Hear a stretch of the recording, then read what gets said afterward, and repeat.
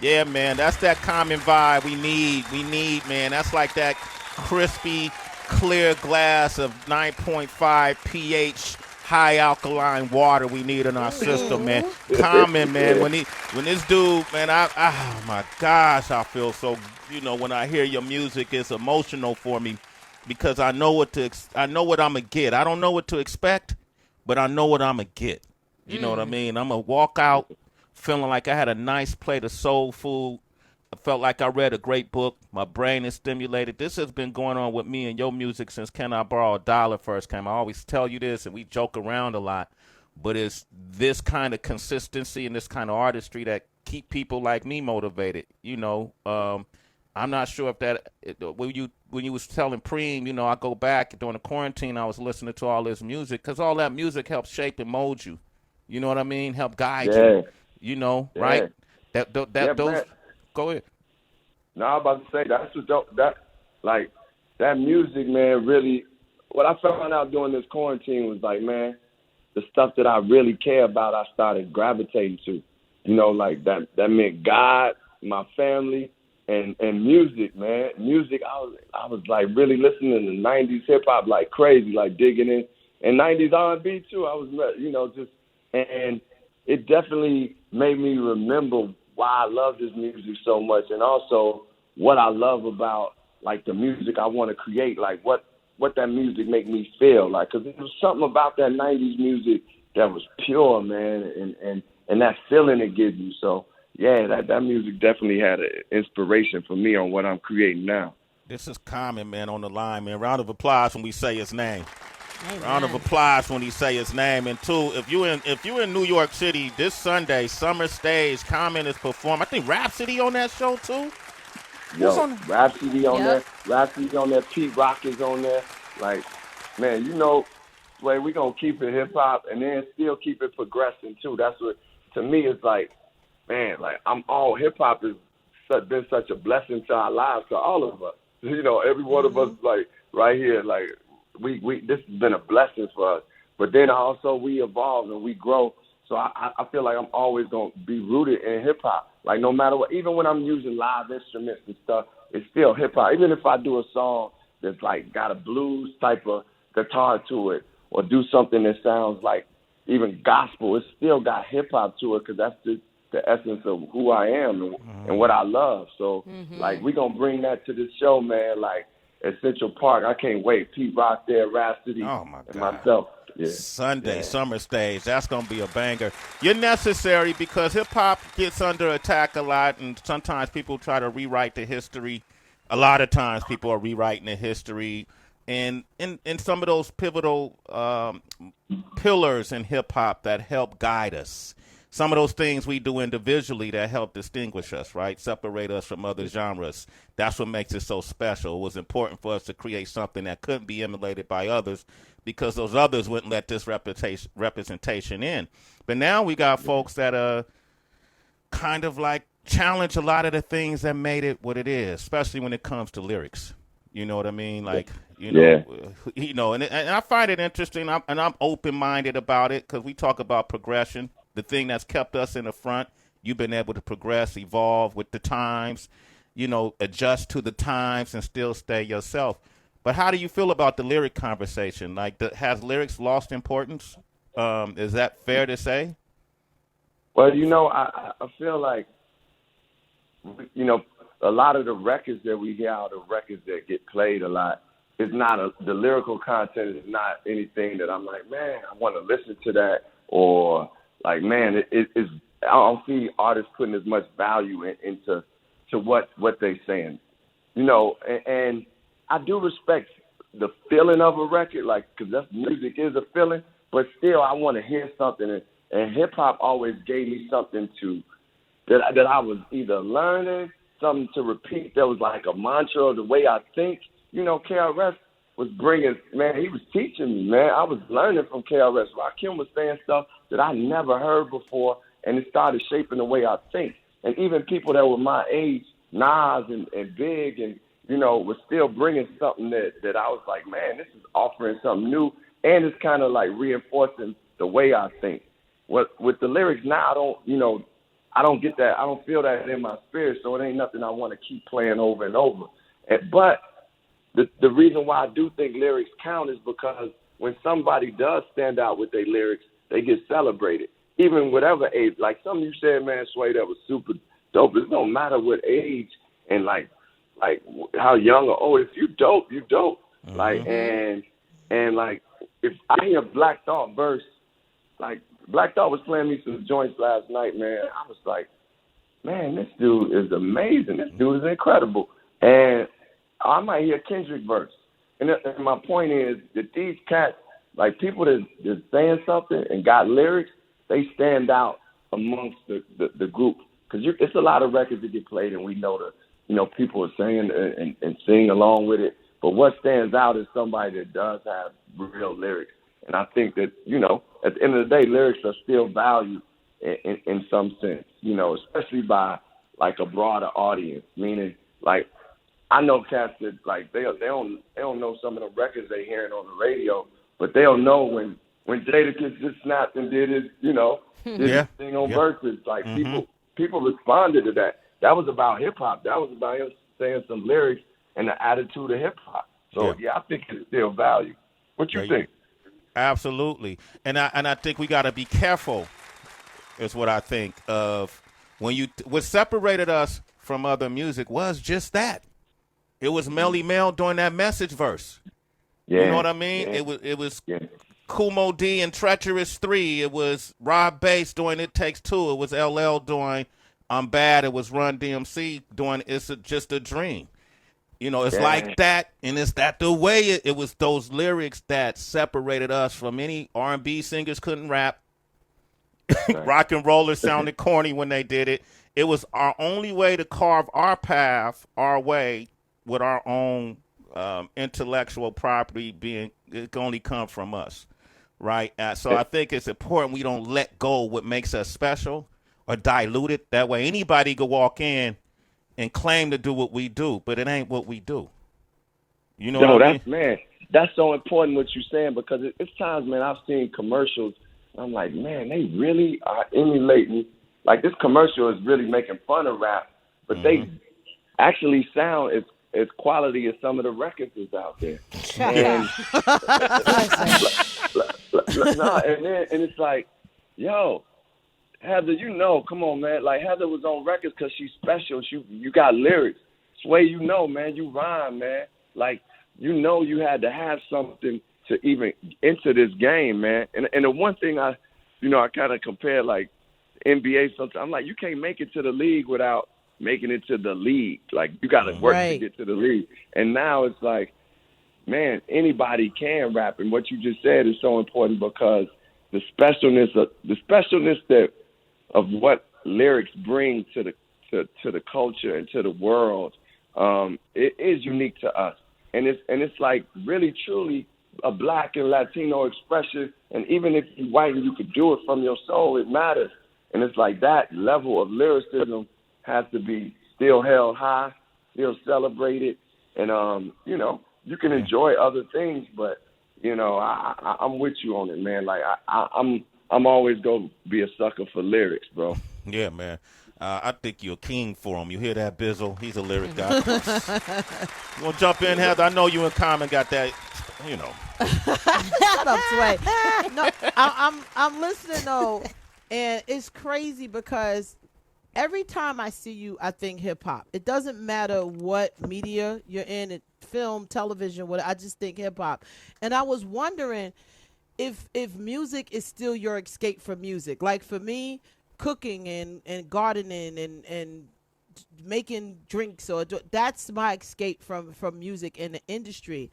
But what is your escape? Because you are I don't see how you find time to do music. It's just fascinating to me every time you come out with something new. I'm like, how does he put all of these things together like this? Where do you find the time? How do you escape?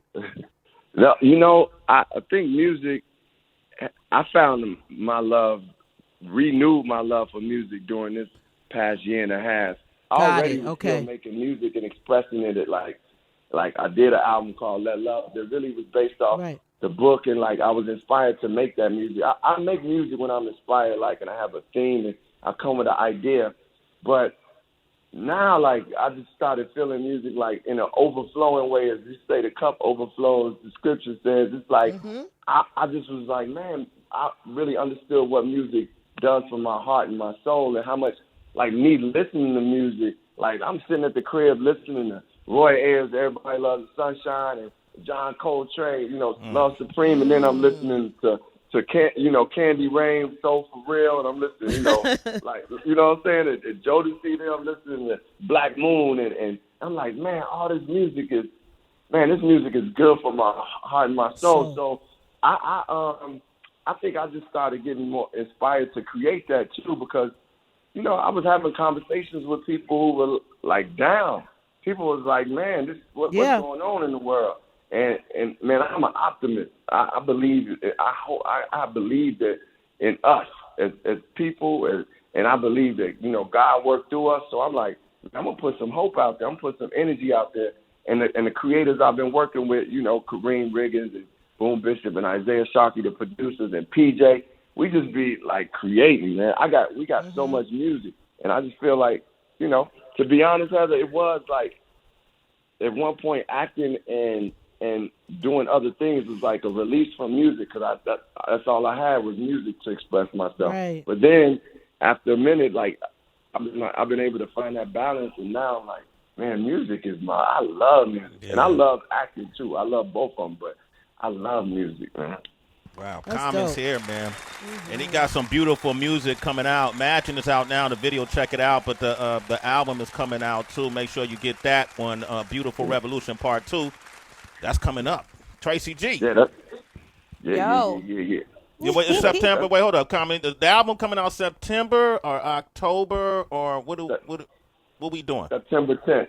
September 10th, the album is coming out. And, man, I'm like, this music, like, to me, similar to what Imagine is, like, the music is just meant to create that energy of joy, man, of rejoicing, of hopefulness.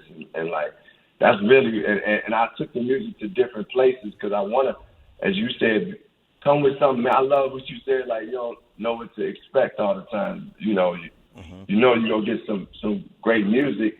And one thing I loved about Sway, I wanted to say when you was talking about that was, like, you also always been honest with me, too. Like, if it's something you ain't really vibing with, you say it. And that's important that we have that in our lives. Like, that people, like, tell you, y'all, that's cool, but this one is really dope. Like, so, like, this album, man, I'm just excited to release it. It's September 10th, and, man, it's some beautiful music, man. I've worked with this artist, Brittany Howard, who I love. She sang on the joint, and, like, Black Thought is on another song. This blues, like, folk type dude named Marcus King is on the song. And, man, it's just great music. PJ is on so much. I got to give love to PJ. She's one of the most talented and creative artists I ever worked with, and she on so many other songs. So I want to make sure I give her some love. She sounds amazing, too, man. Yes, Sounds she amazing. does. Yeah. Comment on this song, Imagine, and the lyricism, but per usual, is just exceptional. But I love seeing you paint the picture of the sort of utopia, and how maybe it's not even that far out into the distance. It's something that we can create just by being fully present. But as a soul, I'm curious, because Imagine also makes me think of the afterlife, like in the second verse when you say, imagine days divine, no longer in a race of time. And I'm curious, as a soul, if you think in the afterlife, do you believe that we go to heaven, or maybe do you believe in reincarnation, or if it could be choose your own adventure, would you come back as a human again? Just what are your thoughts when it comes to that next stage? Well, first of all, thank you too, Tracy, for saying that about the song. But I do believe in a heaven, and I do first believe that we could create heaven on earth first, and then and we have the ability to do that, because when we say peace, God, we really acknowledging the God and the goddess in each other, and the Creator gave us, like, the Creator created us in His image, saying you gods on this planet, so all the things that I have created in heaven, you can create on this planet. Like, you can create those things. And that, for me, is my belief that heaven on earth can exist by what we see, how we act towards those thoughts, and the way we view things. And that's why I even thought about the song Imagine. It's like, man, we know it's a lot going on in the world, but look at how we look at the world. That could change things just by the way you look at it. And everything that's been created, it started as in imagination. God created the world from his imagination. Let there be light. Let the heavens be created. Let the earth be created, the water. So my thing is, yes, I do believe in the afterlife. I believe we've been here before too. You meet people and you say, man, I know you. I've known you. I believe our souls have been here before, and our souls go on these journeys until we finish whatever that journey is for our soul, and then we go with the Creator. I can't describe the afterlife because I've never been there, but I do believe in it. Beautiful answer. I'm Thank with you, that. Common. Absolutely, man. I know you got to go, but they lined up, brother. I got to take at least one or two, okay? Yeah, let's do it. Okay. I'm geeked to be on here with y'all, man. Y'all brighten my day. Thank you. Come on. Feel good, huh? You wake up, you got to do press and all that shit, and then it's like, wait a minute, hold up.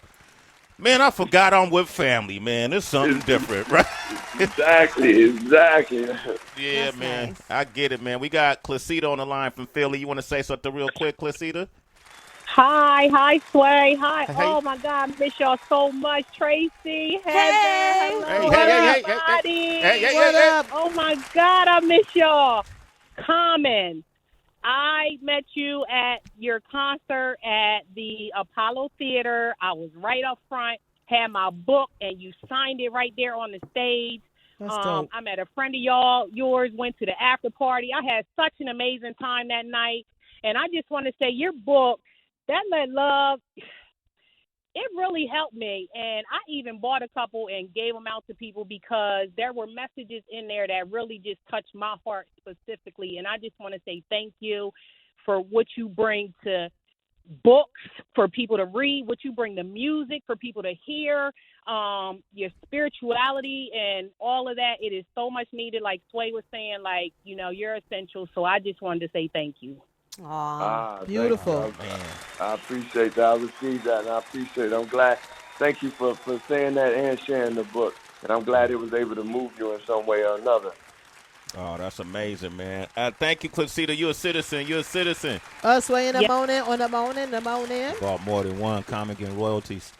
I don't know how he does it. It's incredible. It's crazy.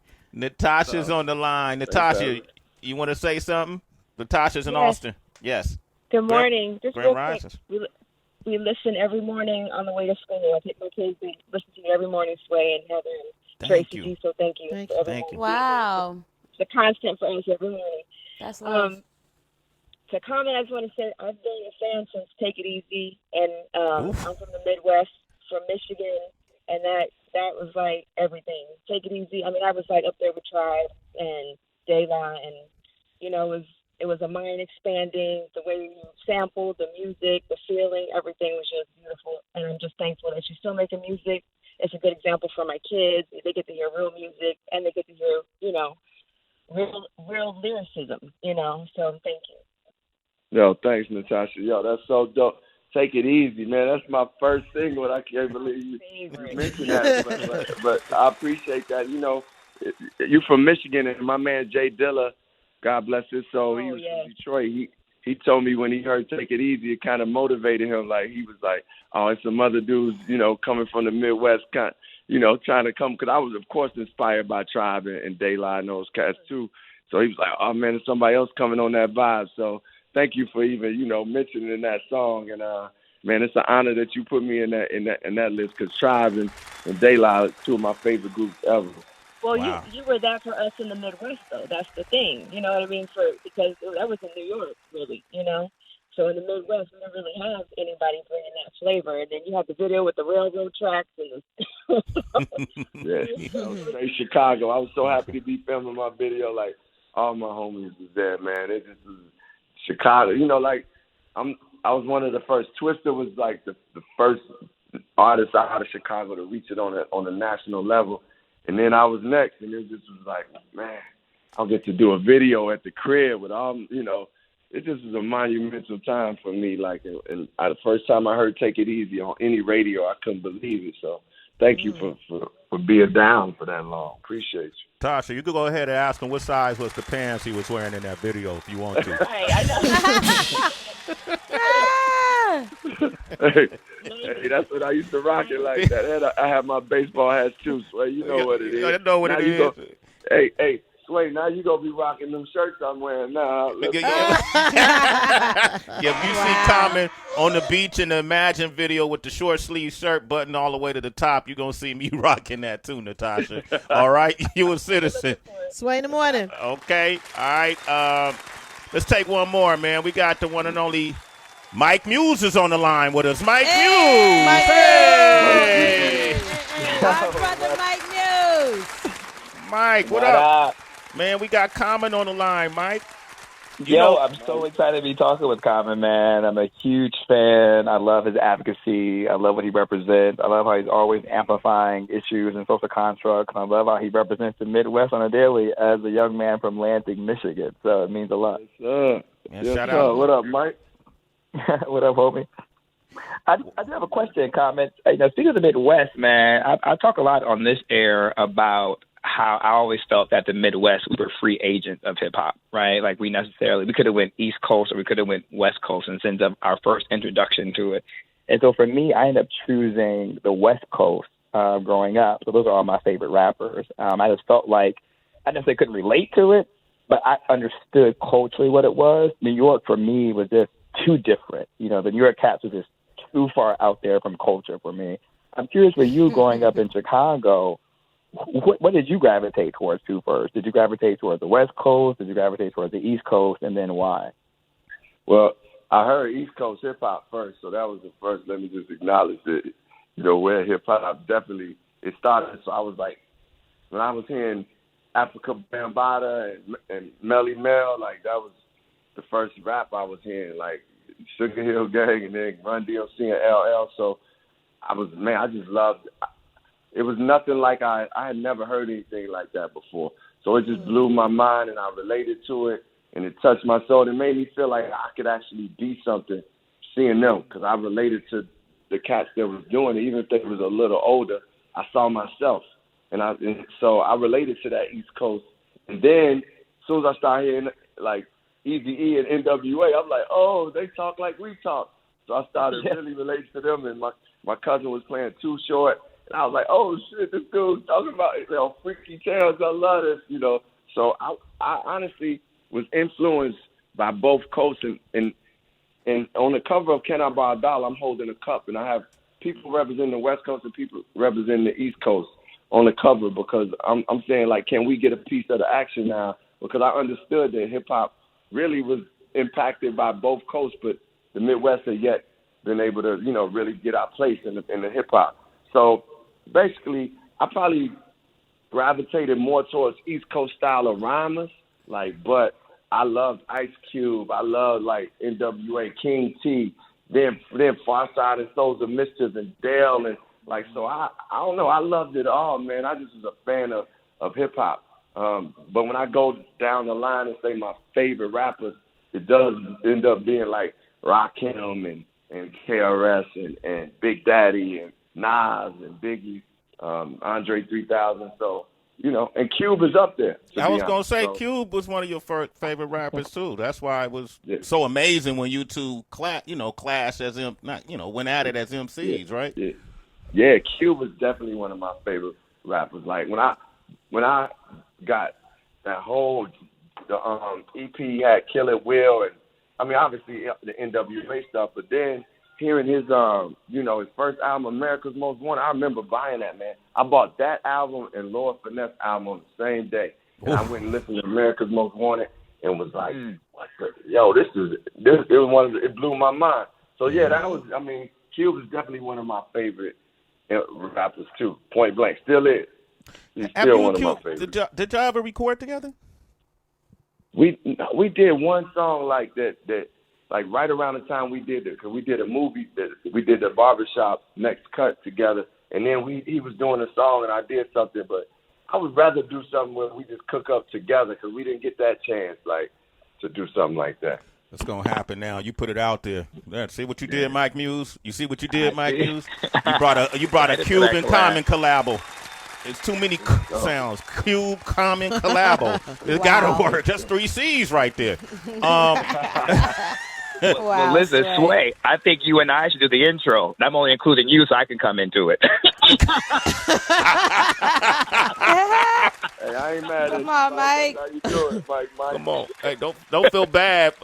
Tracy already got ad-libs on the primo comment track that's happening, so you might as well do an intro. Hey, Common, love you, brother. Continue. Yo, listen, we're not in the building yet. When we come in the building, hopefully, you know, we got to do something in person. We got to do something in person. I need to hug my brother. You know what I mean? Yes, sir. Okay. Yes. I just want to say I love you, man. Heather, I love you. Tracy, I love you. I love y'all. Love you.